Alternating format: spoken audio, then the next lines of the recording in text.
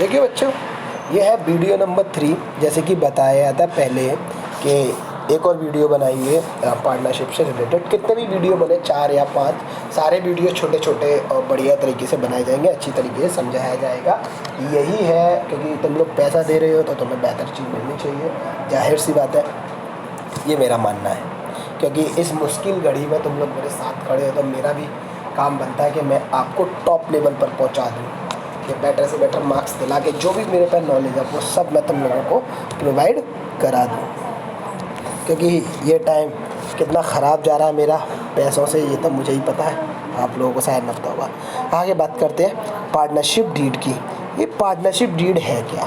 सबसे पहले देखो, वहाँ पर मैंने बोला था आप लोगों को एग्रीमेंट। क्या बोला था? एग्रीमेंट। फर्स्ट वीडियो में एग्रीमेंट बोला था। एग्रीमेंट को 2 पार्ट में डिवाइड किया था हमने, एक रिटिन और दूसरा हमारा ओरल किया था, याद होगा।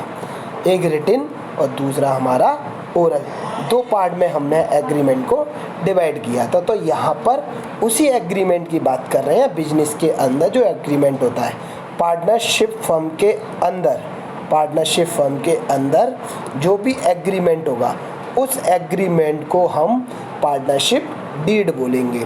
और पार्टनरशिप डीड 2 तरीके की होती है। एक पार्टनरशिप डीड रिटन होती है और एक पार्टनरशिप डीड ओरल होती है। जो रिटन पार्टनरशिप डीड होती है उसे प्रेजेंस बोलते हैं, पार्टनरशिप डीड प्रेजेंस। और जो पार्टनरशिप डीड ओरल होती है उसको पार्टनरशिप डीड एब्सेंस बोलते हैं। तो पार्टनरशिप डीड रिटन होती है उसे प्रेजेंस बोलते हैं, और जो पार्टनरशिप डीड रिटन होती है उसको जो ओरल होती है उसको एब्सेंस बोलते हैं। ये बहुत मेन चीज़ है, इसको ध्यान रखिए, क्योंकि रिटन के रूल्स रेगुलेशन अलग हैं और ओरल के रूल्स रेगुलेशन अलग है। मतलब मेरा कहने का ये है, पार्टनरशिप डीड प्रेजेंस के जो रूल्स रेगुलेशन है वो अलग है। पार्टनरशिप डीड एब्सेंस के जो रूल्स रेगुलेशन है वो रूल्स रेगुलेशन बिल्कुल अलग है। तो इन दोनों रूल्स रेगुलेशंस को बताएंगे आगे।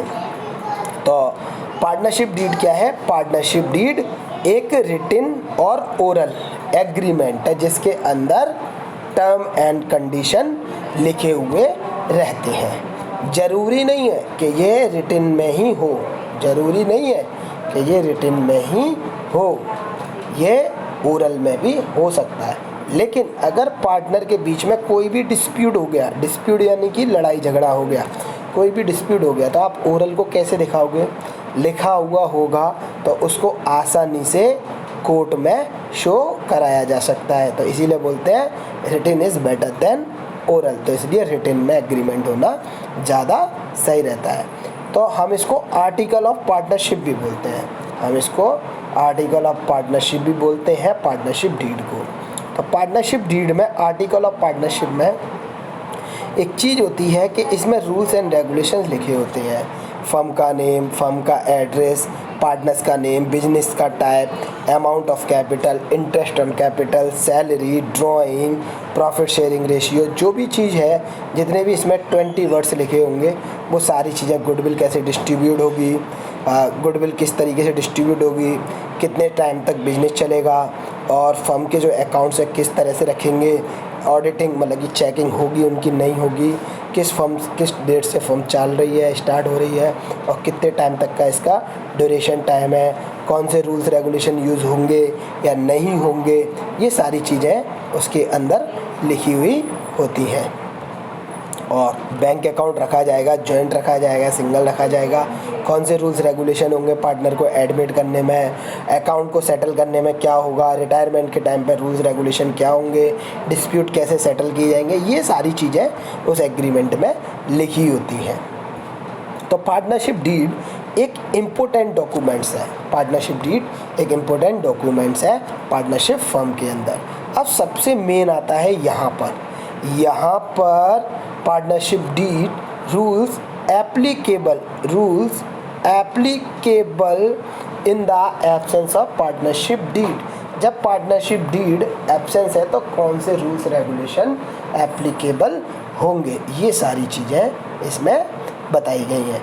ये बहुत मेन है क्योंकि CBSE में इससे क्वेश्चन पूछे जाते रहे हैं। तो इंडियन पार्टनरशिप एक्ट 1932, याद रखना, पार्टनरशिप एक्ट 1932 के अकॉर्डिंग अगर पार्टनरशिप डीड एब्सेंस है, एब्सेंस मतलब कि ओरल है, वर्बल है, कैसी है देखिए, ओरल है या वर्बल है, तो मतलब कि उसको हम क्या बोलेंगे, एब्सेंस बोलेंगे। देखिए in the absence of partnership deed या वर्बल एग्रीमेंट, मतलब कि ओरल एग्रीमेंट जो है उसको, तो पार्टनर के बीच में जो प्रॉफिट शेयर होगा वो बराबर का होगा, इक्वल शेयर होगा। कैसा होगा, इक्वल शेयर होगा।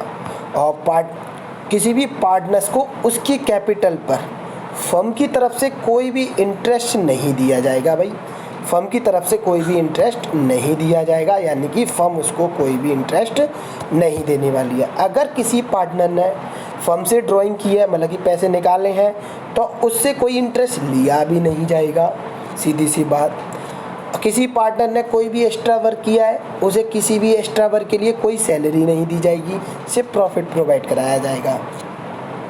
अगर किसी पार्टनर ने फर्म को लोन दिया है, पार्टनरशिप फर्म को लोन दिया है, तो उसको 6% से ज़्यादा का इंटरेस्ट नहीं दिया जाएगा। ये रूल्स एंड रेगुलेशन कब लागू होंगे, जब पार्टनरशिप डीड एब्सेंस होगी।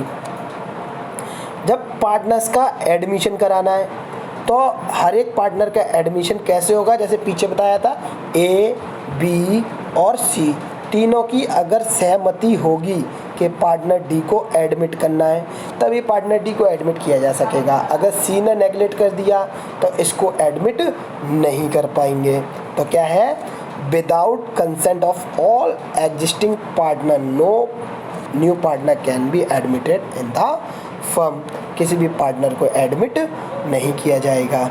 अब देखिए आगे, each partner can participated conduct of the business, her partner business में पार्टिसिपेट कर सकता है। पीछे बताया था ए, बी और सी, वहाँ पे सी को ये कह के नहीं निकाल सकते कि भाई हम तुम्हें बिजनेस में पार्टिसिपेट नहीं करने देंगे, तो सबको पार्टिसिपेट करने का राइट होता है। हर पार्टनर कोई भी कॉपी और रिकॉर्डिंग चेक कर सकता है किसी भी टाइम पर, जो उसका बेसिक राइट होता है। ये थे आपके 3 वीडियो जो कि थ्योरी से रिलेटेड थे। ऐसे न्यूमेरिकल की वीडियो बनेंगे तो आप लोग उसको भी देख लीजिए। एक वीडियो और दिया जाएगा आपको न्यूमेरिकल का, ट्रायल का, कि न्यूमेरिकल किस तरीके से सिखाए जाते हैं हमारे द्वारा।